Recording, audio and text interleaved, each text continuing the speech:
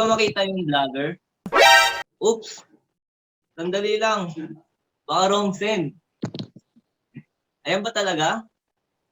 Odette, sigurado ba kayo dito? Mukha lang po malikot ang kamay niyan, pero Sir Rafi, sure po yan. Nanay Dolly. Yes po, Sir Rafi. Okay, Nanay Dolly. 17 years old po yung anak nyo. Tinanan po. Kinuha po nitong vlogger, tama po ba? Yes po, Sir Rafi. I am totally sure that my daughter Antoinette is nasa kanya.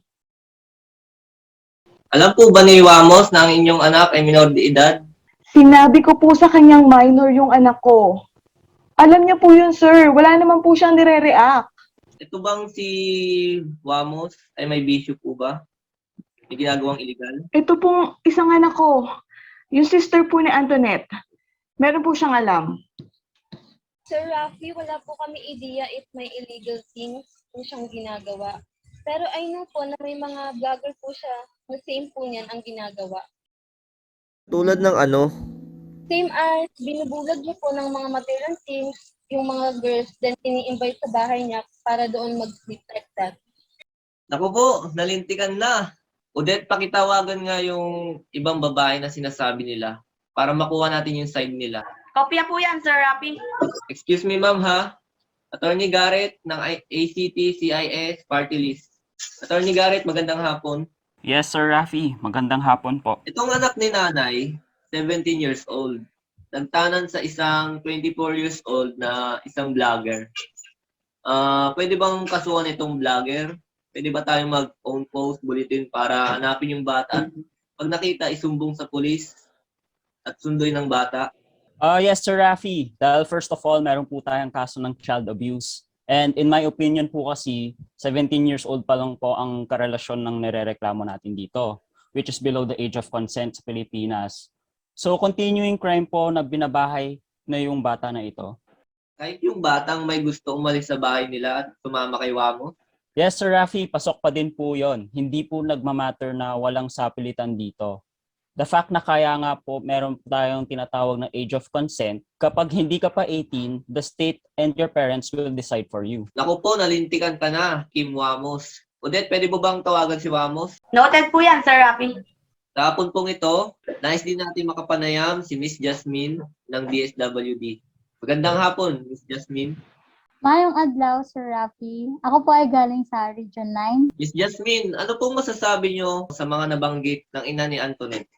Base po sa aking napakinggan sa kanila, maaari pong pumasok rito ang tinatawag nating Republic Act 7610, Section 1 or ang child abuse. Dahil minor de edad pa si Antoinette nang sumama ito kay Kim Wamos. Ito ay gikan sa reklamo ng kanyang ina. Naku Wamos, kung naririnig mo ito ay galing sa kagawaran ng DSWD. Pauwi mo na si Antoinette. O ito sa kabilang linya, nandito si Antoinette. Antoinette, magandang hapon. Hello po, Sir Rafi.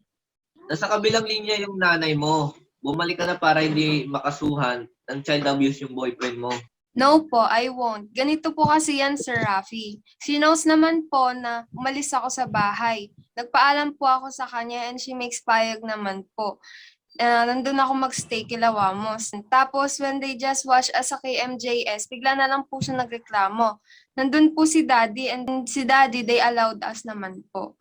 Okay. So may consent ang parents mo. Opo, they allowed us po. Ayoko na pumuwi sa house namin. Alam po yan ng mami ko. Ayoko to ilabas sa media but yung stepfather ko po ay hinaharas ako. Oh, sandali lang. Ilang years ko po kinip yun. Sobrang na-trauma ako every time na lumalabas ako. Yun po yung reason nun. Kung ganyan, huwag ka na umuwi. Huwag ka nang bumalik kung ganun. Attorney Garrett, anong masasabi mo dito? May consent naman daw.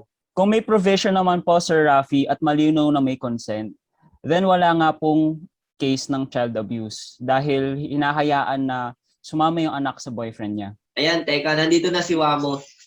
Para depensa naman niya ang kanyang sarili. Magandang hapon, Wamos. Magandang hapon, Ginoong Papi Tulpo. Bibigyan ka namin ng pagkakataon na masabi mo ang iyong side. Awit dyan, Sir Rafi. Yung artist kong si Antoinette ay pinaalam ko sa magulang niya pero dahins ko siyang kisama sa bahay. Awit yan par. Nagpunta lang siya sa amin pre para sa collab namin sa YouTube. Paano naman ako? Bakit ako kakasuhan? Sige, Wamos. Ito not once, not twice, but thrice. Meron tayong kasama pa ngayon si Erica at si Joyce Ann. Magandang hapon, Erica and Joyce Ann. Hello, Sir Rafi. Erica, meron kang gusto sabihin? Ay, trula, Sir Rafi. Kate Gomez po yan si Wamos. Gumora po siya sa balor namin para mag-TikTok collab. Then, pinainom niya ako ng beru.